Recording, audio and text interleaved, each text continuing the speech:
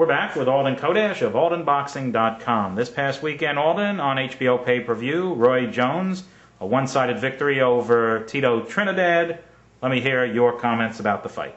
At first glance, you say Roy Jones beat up on a guy that hasn't been in the ring for 2 years and is fighting at a division that is 2 divisions higher than he's been accustomed to fighting at in the 2 years before his inactivity. But Trinidad was much more dangerous than I thought he would be. He came in with a fight plan. He looked very poised in there, and he threw some very strong punches.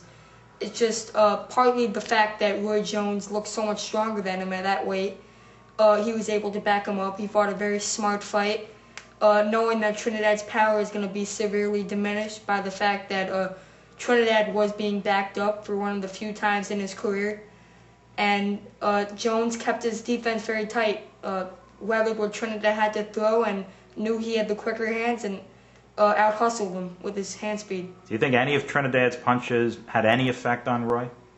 No, I don't think so, based on the fact that Jones kept a tight defense and he was just bigger. But Trinidad does have the ability to give guys at 160 a hard time, and even some other fighters at 170, 175 a hard time, although Roy Jones is definitely not one of them.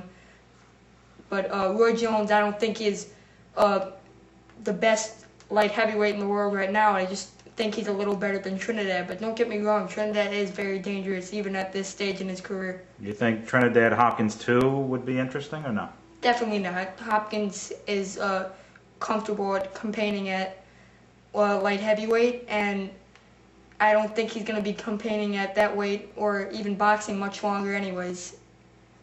Okay, Roy Jones calling out Calzaghe, brings up Hopkins' name. For them to do it, a long-awaited match between them. First of all, Calzaghe. Roy Jones, Calzaghe, who do you think wins that fight? No, I don't really give any chance to Roy Jones.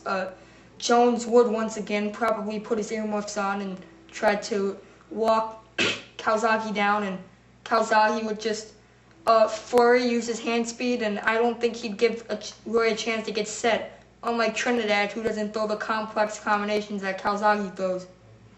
Okay, what about Roy Hopkins at this time of their careers? I think Hopkins would outmuscle Roy Jones. He's a very smart fighter, just as smart as Roy Jones, and I don't think he'd have a hard time beating Jones. Jones's hand speed would be the hardest thing for him, but I think Hopkins has what it takes to beat him a lot more decisively than he could have about a decade ago. Do you want to see Roy Jones Jr. in an important fight again, yes or no?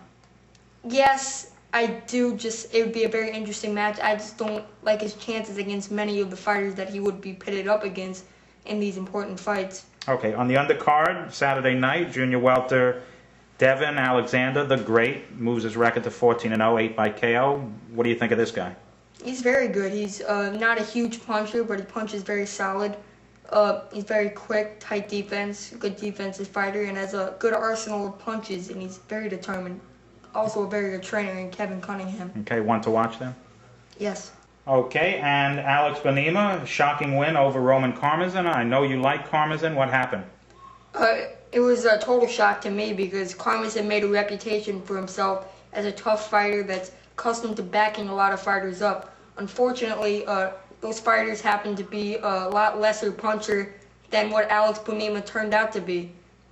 Just because he's able to manhandle Corey Spinks and Qasim Omar around the ring doesn't compare with a natural middleweight like Alex Bonema is, who got not only a big shot, but he fought a very solid fight up to that point. He fought a very good fight. It was a shocking performance, and Alex Bonema is definitely not one of the top fighters in the division, and either division he chooses to compete in, junior middleweight or middleweight. But that was a very good victory, and he retains his status as a very good spoiler, journeyman, whatever you want to call him.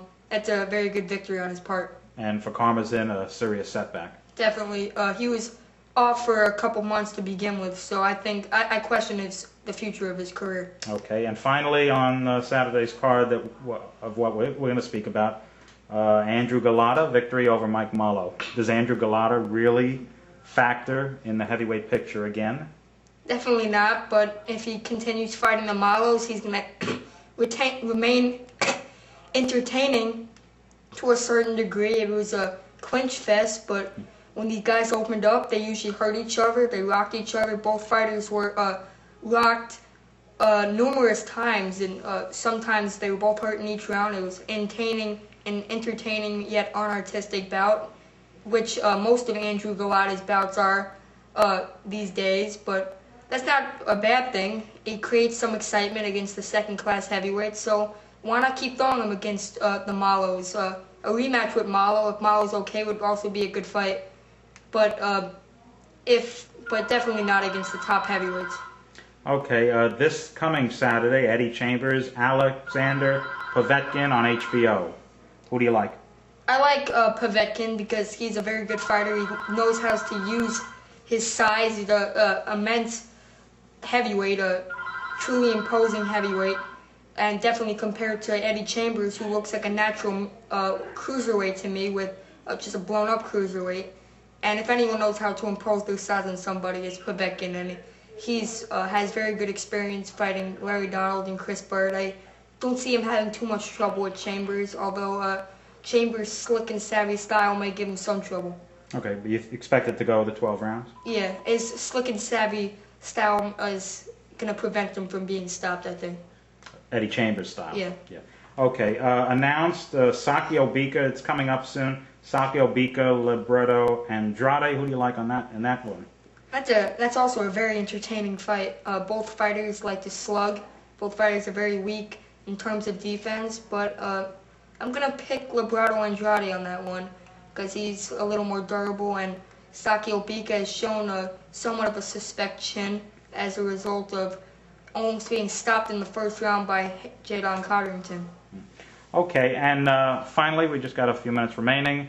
Oscar De La Hoya is probably going to fight Floyd, but not till later in 2008. And Oscar is looking for a fight around May, and they're considering Mexico, a name that I thought about, and I want to hear your views. What do you think? Oscar De La Hoya, Julio Cesar Chavez Jr. in Mexico, the son trying to avenge the father's devastating losses. Boy, that'd be a huge event, absolutely huge, but on paper, I don't really see it as much of a competitive match, and I don't really like that fight because it's going to spoil Chavez. He's going to take a bad beating. But even if he does, it won't be the end of Chavez, but I think that'd be too much of a step up. And by the way, Chavez Jr. has a fight coming up with Jose Clayala, proving that he's by taking on the Clayala, his management's definitely not going to rush him into a fight with Oscar De La Hoya anytime soon. Okay, although it would be a huge moneymaker, though, that's for sure. Definitely, especially in Mexico or Carson, California, another location that De La Hoya's May bout's been considered for. Okay, and you don't think at this stage Chavez is ready for De La Hoya?